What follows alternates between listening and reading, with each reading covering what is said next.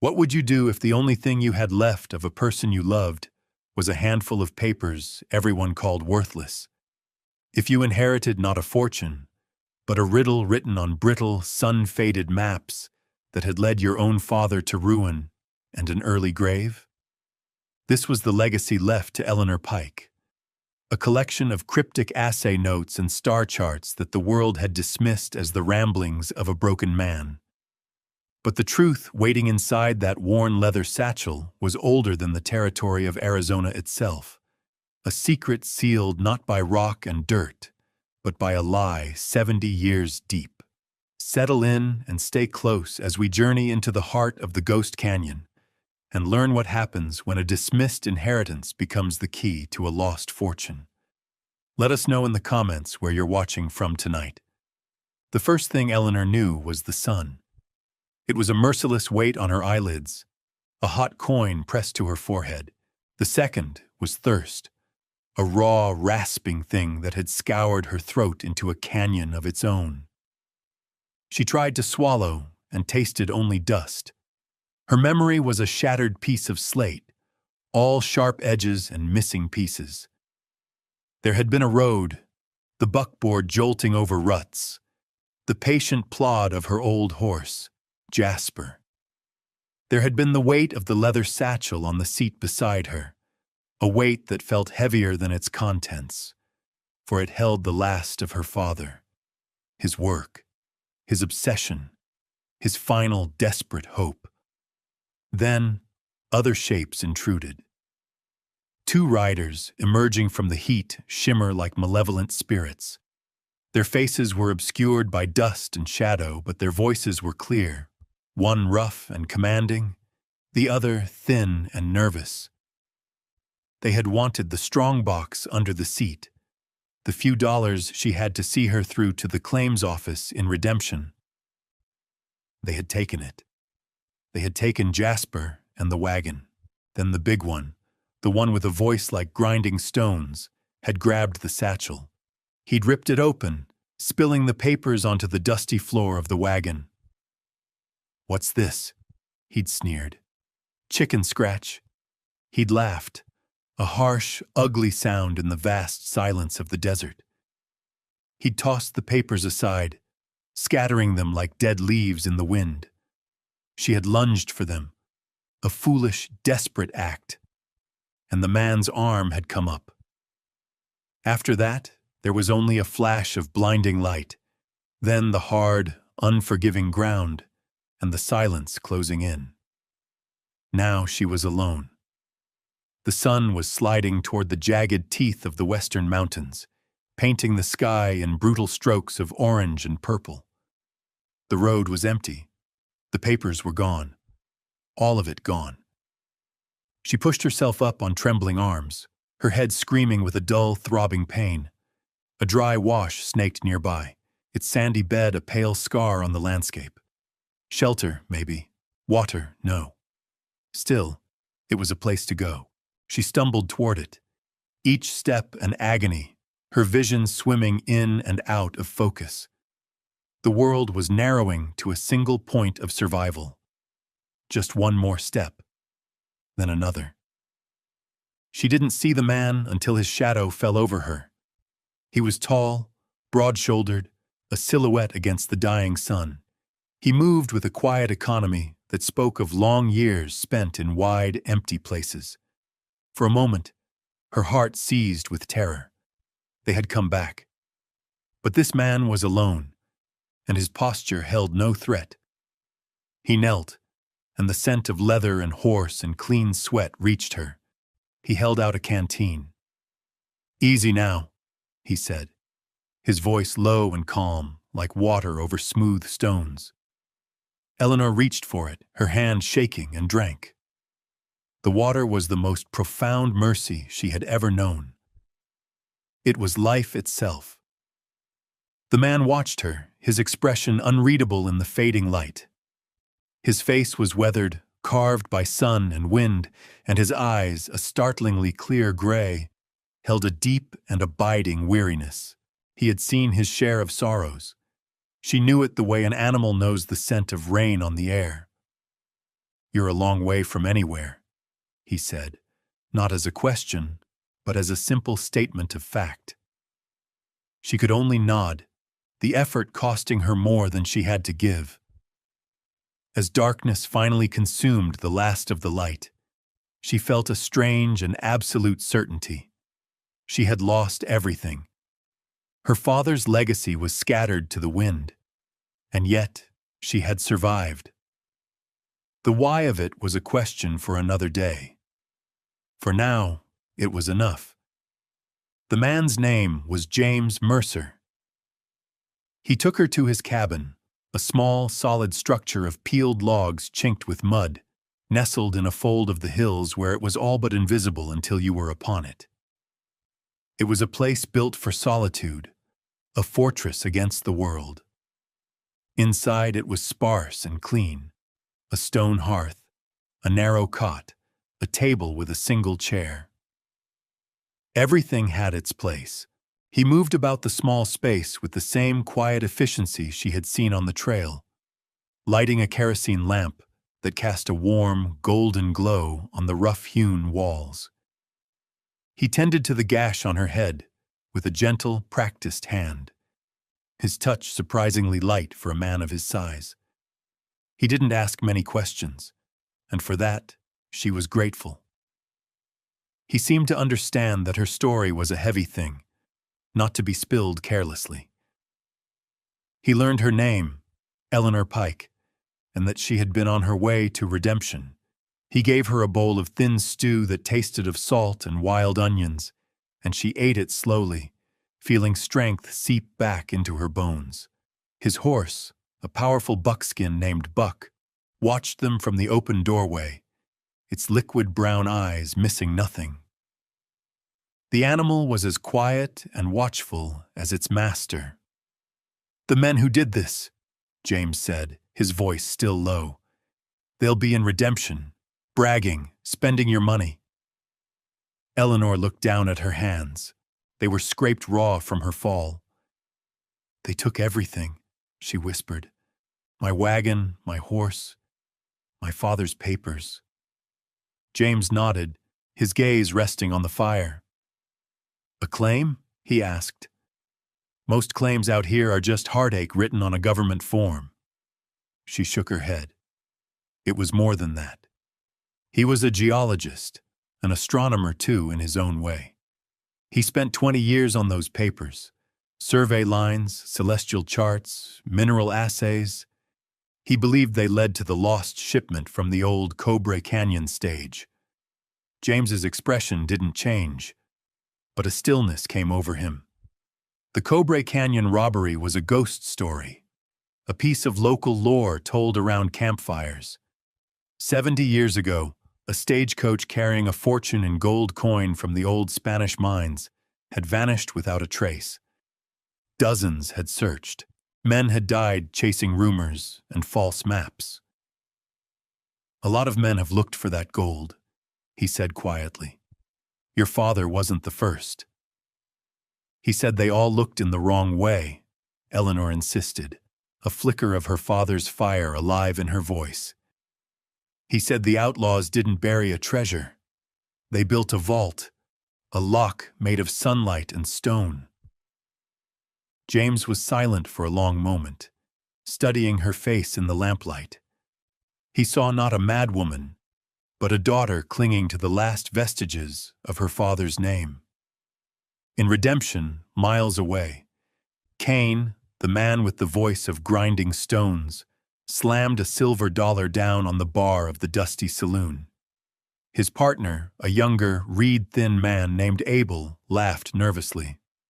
"She was tougher than she looked," Abel said. Cain took a long drink of whiskey. "She was a fool, just like her old man.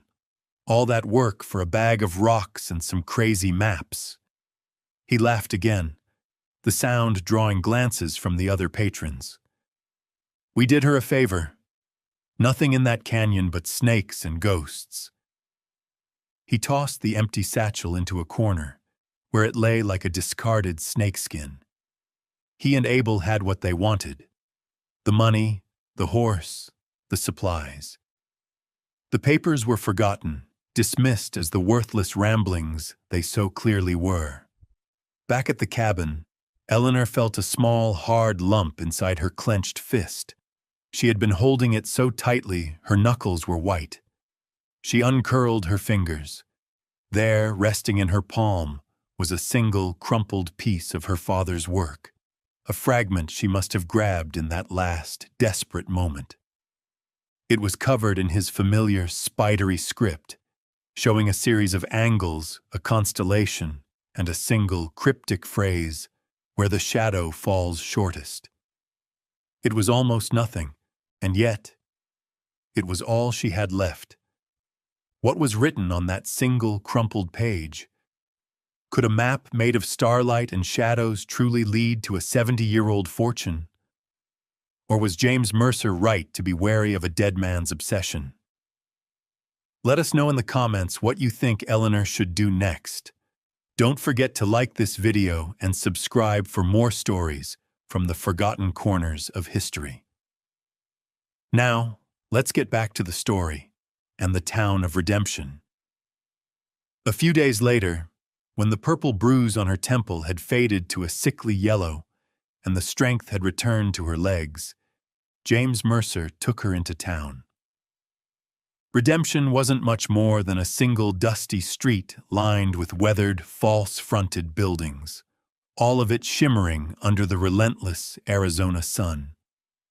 It was a town that felt temporary, a place people passed through on their way to somewhere better. As they walked toward the sheriff's office, Eleanor felt the weight of eyes upon her. News traveled fast in a place this small. She was the woman from the desert, the one who'd been robbed and left for dead. She was a curiosity, a piece of someone else's drama. James walked beside her, a solid, reassuring presence. His silence was a shield, his stoic demeanor a clear message to leave them be. The sheriff, a man named Brody with a kind face and tired eyes, listened patiently to her story. He took notes, asked a few gentle questions, but offered little hope. Men like that, he said with a sigh. They drift like tumbleweeds. They're probably halfway to the border by now. Eleanor's heart sank. She knew he was right. There was no justice to be found here. As they left the office, the bat-wing doors of the saloon swung open, spilling harsh laughter and the sour smell of stale beer onto the street. Two men stepped out, blinking in the bright sun. Eleanor froze. It was them. The big one, Kane, saw her, and a slow, cruel smile spread across his face. He nudged his partner, Abel. "Well, look what the buzzards didn't finish," Kane drawled, his voice loud enough for half the street to hear. He swaggered toward them, his thumbs hooked in his belt. "Heard you were looking for us." James stepped slightly in front of Eleanor, a subtle, protective movement. "Keep walking, Kane," he said, his voice dangerously quiet. Kane ignored him, his eyes fixed on Eleanor. "Still chasing your daddy's ghosts? I told you, there's nothing in that canyon. Old Man Pike died for a pile of worthless rocks and a head full of sun-addled dreams. You'd be smart to learn from his mistake." The townspeople who had been watching now looked away, embarrassed or unwilling to get involved. The mockery was public, a humiliation laid bare in the middle of the street. Eleanor stood her ground, her chin held high, her silence her only retort. She would not give him the satisfaction of her fear or her anger. Finally, Kane spat in the dust near her feet and turned away, heading back into the saloon with Abel trailing in his wake. "Let's go," James murmured, his hand briefly touching her elbow. As they turned to leave the oppressive heat of the main street, a stooped figure shuffled out from an alleyway. He was an old prospector, his face a road map of wrinkles, his clothes little more than rags held together by dirt and determination. The townsfolk called him Hemlock. He stopped in front of Eleanor, his pale, watery eyes fixing on the small, folded paper she still clutched in her hand. He reached out a gnarled finger and tapped it once. His voice was like the rustle of dry leaves in a forgotten place. "Some maps don't show you where to walk," he rasped, his words heavy with a strange authority. "They show you when to look." He didn't wait for a reply. He simply nodded once, a slow, deliberate gesture, and shuffled away, disappearing back into the shadows from which he'd come. Eleanor stared after him, the old man's words echoing in her mind. They were nonsense. And yet, they felt like the first piece of truth she had heard all day. The cryptic phrase hung in the air between them all the way back to James's cabin. When to look. It made no sense. A map was a map, a chart of a physical place. It told you where to walk, where to dig. Eleanor spread the crumpled fragment on the rough-hewn table, the lamplight tracing the faint lines and symbols her father had so painstakingly drawn. James stood over her shoulder, his arms crossed, his expression skeptical. "It's a fool's errand, Eleanor," he said, his voice gentle but firm. "Cain is a liar and a thief, but he's not wrong about that canyon. It's been picked clean by prospectors for 50 years. If there was anything to find, it would have been found." "They were all looking for a landmark," she countered, her finger tracing a curve on the paper that represented not a hill, but the arc of a constellation, Lyra. A blaze on a tree, a cross carved in stone. My father believed the map wasn't on the ground. It was in the sky. She looked up at him, her eyes pleading. "He wasn't a fool, James. He was meticulous. Everything he did had a reason. I can't let his life's work end as a joke in a saloon." She saw a flicker of something in his gray eyes. Not belief, but a deep, resonant understanding of duty. He, too, was a man who lived by a code. He had lost someone, she was sure of it now. A wife, perhaps. He knew what it was to honor the dead. He sighed, a long, slow breath that seemed to carry the weight of the world. "One day," he said, "I'll take you out there. We'll give it one day. Then we come back." The journey to the Ghost Canyon took them half a day, riding single file through a landscape of stark and brutal beauty. The sun beat down, and the air was thick with the scent of dust and hot stone and the faint, spicy smell of creosote. James rode ahead on Buck, his back straight, his gaze sweeping the horizon with a practiced eye. He knew this land, its moods, its dangers. Eleanor followed, the silence of the desert pressing in on her, a vast and indifferent presence. By late afternoon, they arrived. The canyon was a deep gash in the earth, its walls streaked with red and ochre. The location marked on her father's fragment led them not to the canyon floor, but to a high, wide ledge overlooking it. And there, set into the sheer rock face, was a cave. It was a disappointment. The opening was shallow, little more than a wide scoop in the sandstone, barely deep enough to offer shelter from the wind. The floor was littered with the detritus of decades of failed hopes. Rusted tins, the charred remains of old campfires, a broken pickaxe head. It looked exactly as Cain had described it, a place of snakes and ghosts long since abandoned. A cold knot of doubt tightened in Eleanor's stomach. Had her father been wrong? Had she dragged this quiet, decent man out here on a mad chase, fueled by nothing more than grief and pride? James dismounted and walked the perimeter of the cave, his boots crunching on the loose scree. He ran a hand over the rock, his expression giving nothing away. "Nothing here," he said finally, his voice flat. "It's just a wind hollow." They made camp as the sun began to dip below the canyon rim, a fire crackling between them, a small point of warmth and light in the vast, encroaching darkness. The desert night came on fast, the sky turning a deep, star-dusted indigo. Eleanor felt a profound sense of failure. She had reached the end of her father's map, and it had led to nothing. As she sat staring into the flames, a strange restlessness seemed to settle over the camp. Buck, who had been dozing peacefully, was suddenly alert. His ears pricked, his gaze fixed on the dark maw of the cave. He let out a low, uneasy snort, shifting his weight from hoof to hoof. The air grew colder, the way it does just before a storm, though the sky was perfectly clear.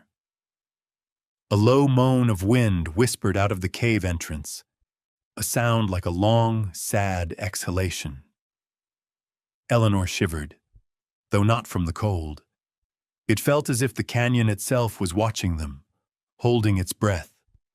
The next morning broke clear and sharp.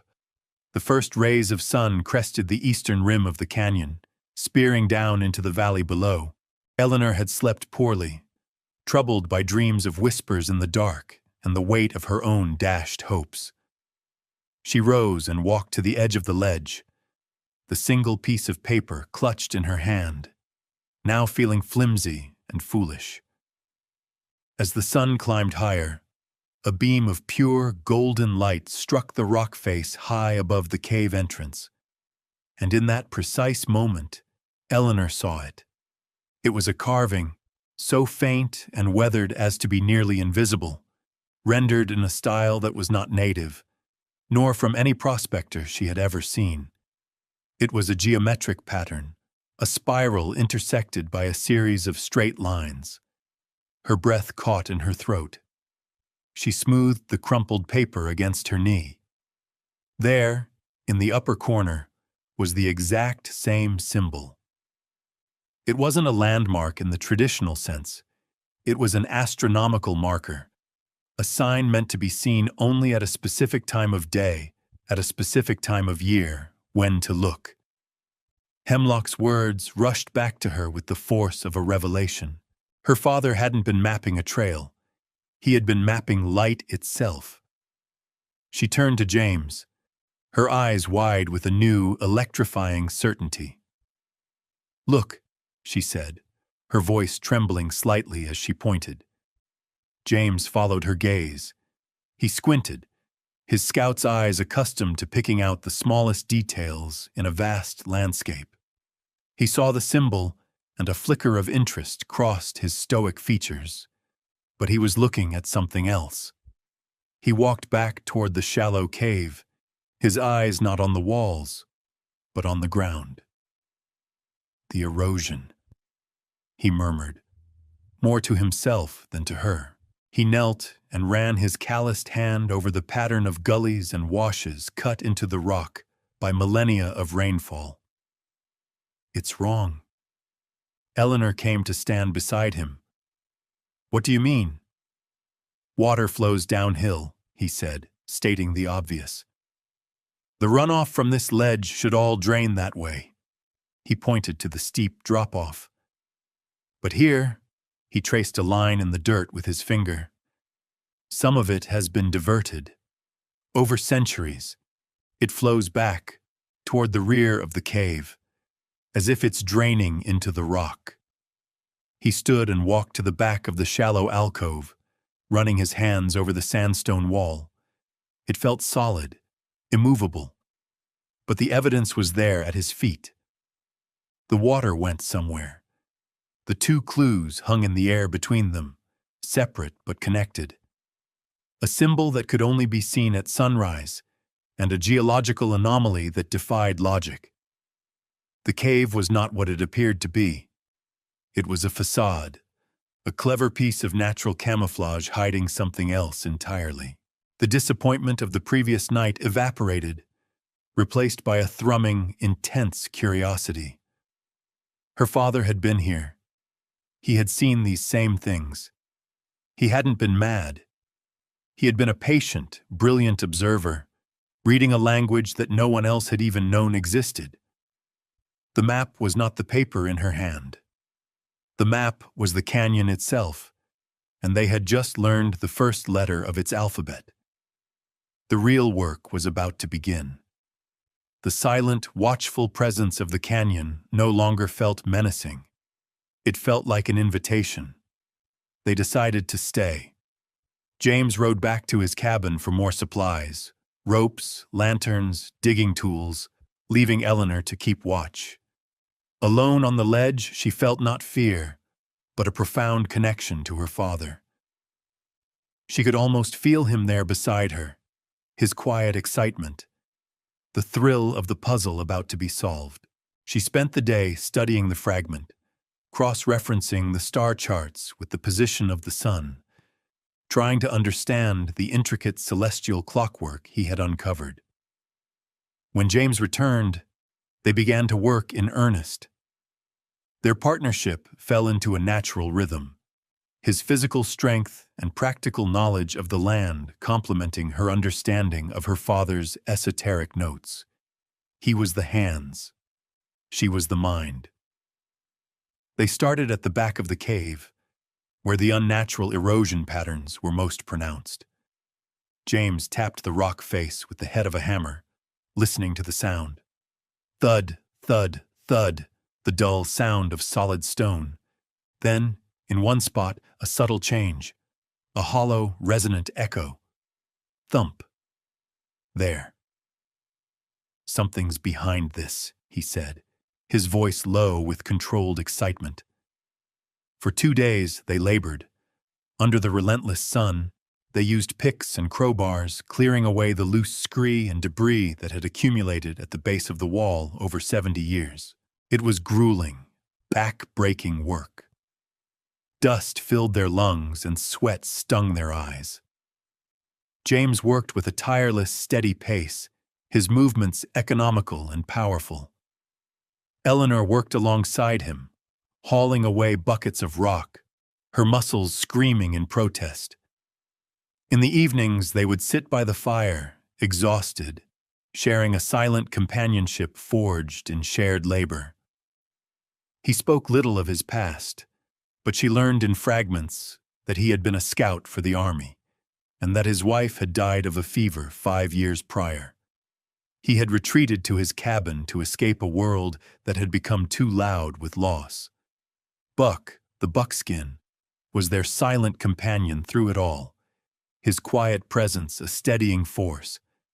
He would watch them work, his ears occasionally flicking toward the canyon trail as if listening for intruders, a silent, four-legged guardian. On the 3rd day, their tools uncovered a series of smaller markings carved into the rock face near the floor, previously hidden by dirt. They weren't symbols like the one outside. They were constellations, precisely rendered. Cygnus, Aquila, Draco, and next to each one, a number. Eleanor recognized it immediately.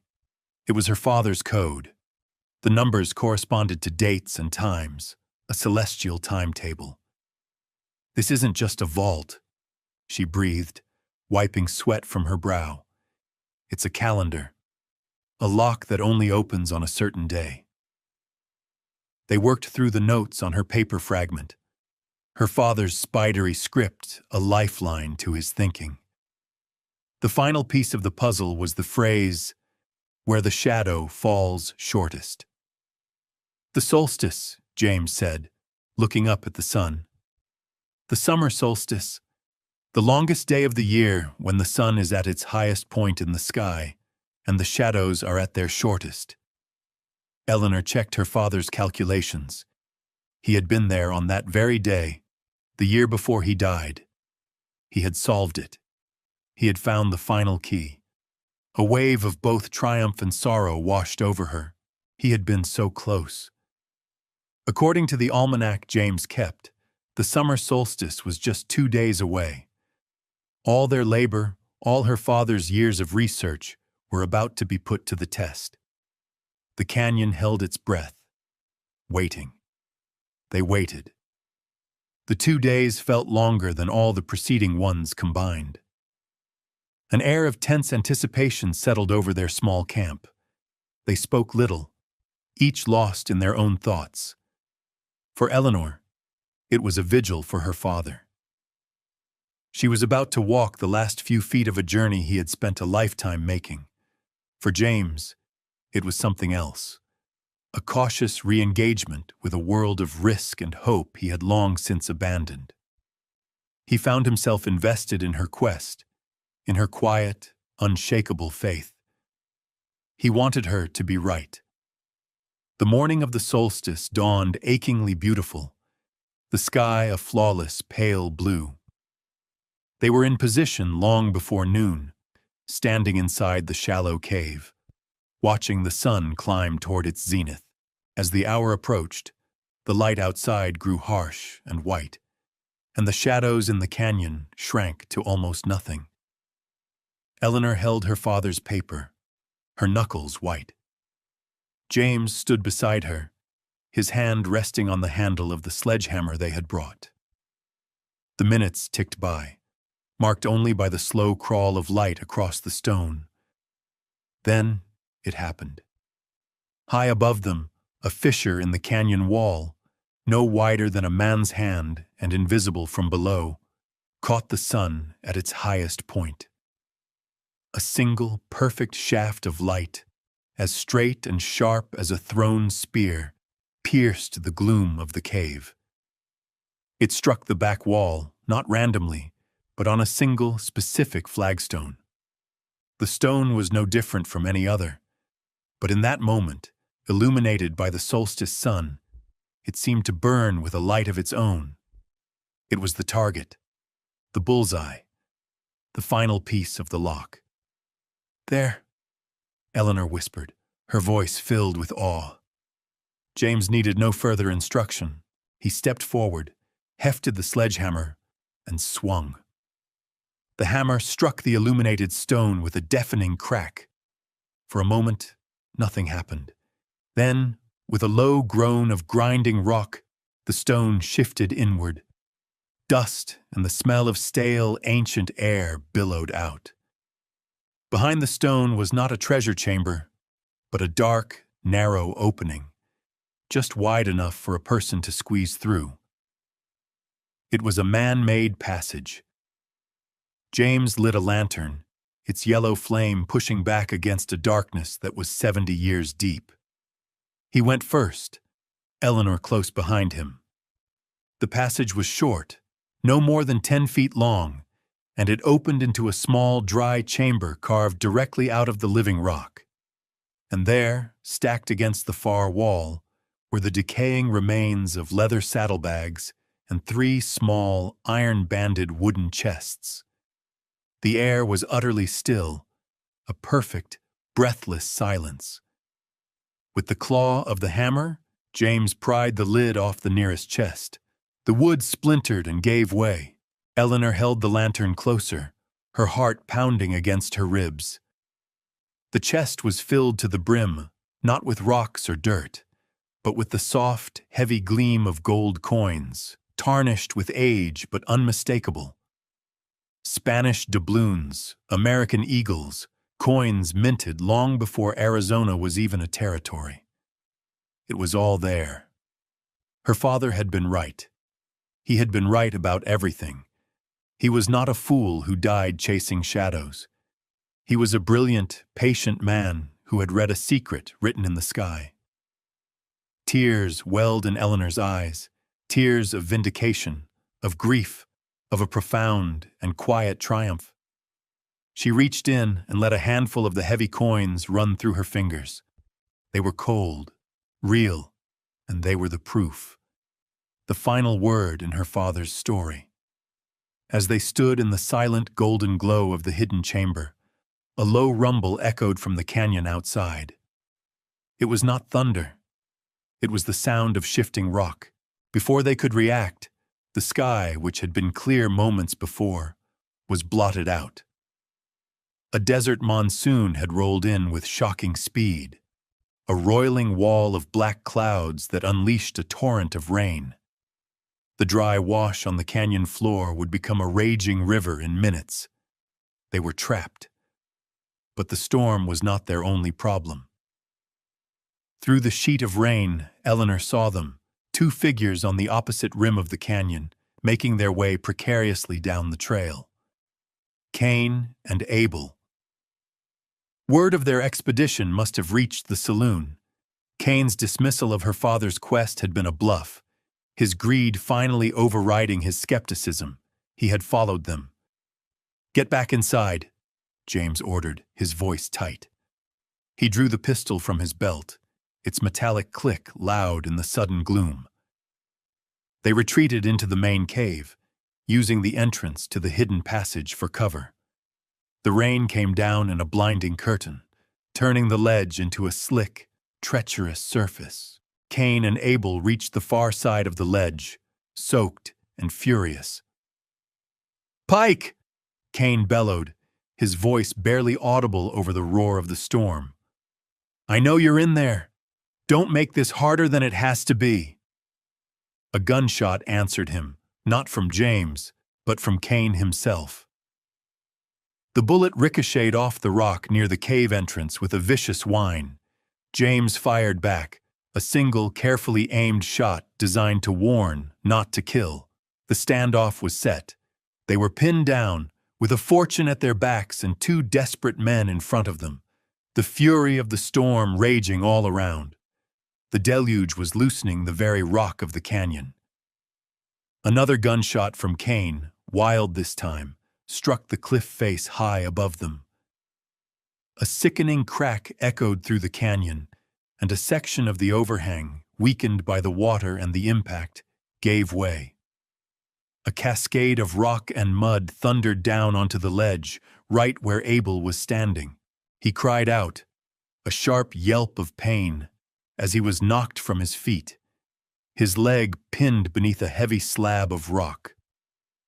Cain, seeing his partner trapped and the situation growing more dangerous by the second, didn't hesitate. He turned and began scrambling back the way he came, abandoning Abel to his fate. The rising water on the canyon floor was already beginning to lick at the edges of the main ledge. In another 10 minutes, the entire shelf would be underwater. Abel stared, his face a mask of betrayal and terror, as he struggled against the rock that held him fast. He was going to drown. Eleanor looked at James. His face was a hard mask, his pistol still trained on the trail where Cain had vanished. He had every reason to leave Abel to his fate. The man had been party to robbing her, to leaving her for dead. But as she looked at the young man's terrified face, she saw not a monster, but a foolish boy who had made a terrible mistake. "We have to help him," she said, her voice clear and steady above the storm. James looked from her to the trapped man, then back again. His jaw was tight. This was the test: vengeance or mercy. He gave a sharp, reluctant nod. He laid down his pistol, grabbed a length of rope, and under Eleanor's direction, they moved out into the storm. It was their choice. In the heart of the crisis, surrounded by enemies and the violence of nature, they chose to save a life rather than protect a treasure. The rescue was a brutal, desperate affair. James, with the rope tied securely around his waist and Eleanor anchoring the other end, fought his way across the slick, debris-strewn ledge. The wind and rain tore at them, and the rising water swirled around their ankles, cold and heavy with silt. Abel was pale with shock, his leg bent at an unnatural angle. He watched them approach with wide, disbelieving eyes. "Why?" he stammered, as James knelt beside him, assessing the situation. "He left you." "We're not him," James grunted, positioning the crowbar he'd carried with him as a lever under the heavy rock. "On 3, he yelled to Eleanor over the storm's roar. "Pull!" On his command, she dug her heels in and leaned back, the rope biting into her hands, while James threw his entire weight against the crowbar. The rock shifted just an inch, but it was enough. Abel screamed as a fresh wave of pain shot through him, but he managed to drag his mangled leg free. James half dragged, half carried the injured man back to the relative safety of the cave, just as a fresh wave of floodwater surged over the ledge, sweeping away the last of their campfire and supplies. They pulled Abel into the dry chamber with the gold, the irony lost on no one. The man who had come to steal the fortune was now being sheltered by it. The storm raged for another hour. Then, as quickly as it had arrived, it passed. The clouds broke, and a weak, watery sunlight filtered back into the canyon, illuminating a world that had been washed clean and violently rearranged. As the floodwaters receded, they made their preparations to leave. Abel, humbled and in agony, told them everything. He confessed to the robbery on the road, to Cain's obsessive greed, and how Cain had planned to kill them both and take the gold for himself. His gratitude was a raw, painful thing to witness. They fashioned a crude splint for his leg, and using one of the old leather saddlebags to carry a portion of the gold as proof, they began the slow journey back to redemption. Buck, the ever-steady horse, carried the injured Abel, while James and Eleanor walked alongside. They arrived in town not as specters from the desert, but as a strange, battered procession. The sight of them, James Mercer, the town recluse, Eleanor Pike, the madman's daughter, and Abel, a known associate of Cain's, clearly injured and subdued, brought the entire populace out onto the street. They went directly to Sheriff Brody's office. He was the kind professional, the anchor of order in this chaotic land. He listened, his tired eyes taking in every detail. The mud-caked clothes, the exhausted lines on their faces, the heavy weight of the leather bag James placed on his desk. Brody unfastened the buckle and poured a small pile of the tarnished gold coins onto the blotter. He picked one up, rubbing the dirt from its face. His eyebrows shot up. 1821. He murmured, a note of pure astonishment in his voice. The Cobra Canyon shipment. He then took Abel's formal statement, the young man's confession coming in a rush of shame and relief. An hour later, Sheriff Brody had his posse.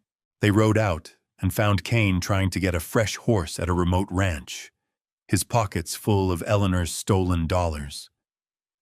He surrendered without a fight, his arrogance shattered. The vindication was absolute. The townspeople who had whispered and mocked now stared at Eleanor with a new kind of reverence. She was not the daughter of a fool. She was the woman who had listened to a ghost and solved a 70-year-old crime. She had walked into the heart of a legend and emerged with the truth. Her father's name was not just cleared, it was etched into the town's history forever. Weeks passed. The legalities were handled with a surprising swiftness, expedited by the federal marshals who had long considered the Cobra Canyon gold a closed case. After a significant portion was claimed by the government as the successor to the original transport company, the rest was awarded to Eleanor Pike as the sole heir of the man who had discovered it. She was, by the standards of redemption, a wealthy woman. But the money felt secondary to something far more profound. She had reclaimed her father's legacy, transforming it from a story of failure into one of quiet, intellectual triumph. The mocking whispers in town had been replaced by respectful nods. Children would sometimes stop and stare at her, as if she were a figure from one of the tall tales told around their own firesides. She had bought a small, sturdy house at the edge of town, one with a porch that looked out toward the distant purple mountains. But she spent most of her days at James Mercer's cabin, helping him repair a fence or tend to his small garden. A quiet, unspoken understanding had grown between them, forged in labor and crisis. The walls he had built around himself had begun to come down, brick by slow brick. The deep weariness in his eyes was being replaced by a calm watchfulness, a quiet contentment. One evening, they stood together on the porch of his cabin, watching the sunset. The desert sky was ablaze with color, a final, glorious flourish before the coming of the stars. The air was cool and smelled of dust and pine. For a long time, neither of them spoke. Buck stood nearby, his head lowered, dozing in the twilight. The silence was comfortable, complete. It needed no words to fill it. Finally, Eleanor broke it, her voice soft in the gloaming. "My father wasn't looking for gold," she said, the thought having settled in her mind over the past weeks, becoming a solid and certain truth. She looked over at James, whose gaze was fixed on the horizon. He was looking for something true. James turned his head, his clear gray eyes meeting hers. He didn't smile, but the corner of his mouth softened. He gave a single, slow nod. He understood. He too had been searching for something true in the vast, lonely silence of his own life. The treasure wasn't the gold in the vault. It was the proof that a person's faith in an idea, in a pattern, in a truth that only they could see, was worth more than all the world's derision. It was the vindication of a life spent listening to the subtle language of the earth and the sky. In that shared, quiet moment, a new story began, not of a lost fortune, but of a found future. Thank you for staying with us to the end of this journey. It's a powerful reminder that sometimes the greatest treasures are found by honoring the wisdom that the world has chosen to dismiss. If you were moved by Eleanor's story of faith and vindication, please consider leaving a like and subscribing to our channel for more tales of the unsung heroes of the past. Let us know in the comments what part of her discovery resonated with you the most. We'll be back soon with another story of a forgotten legacy brought back into the light. Until then, take care.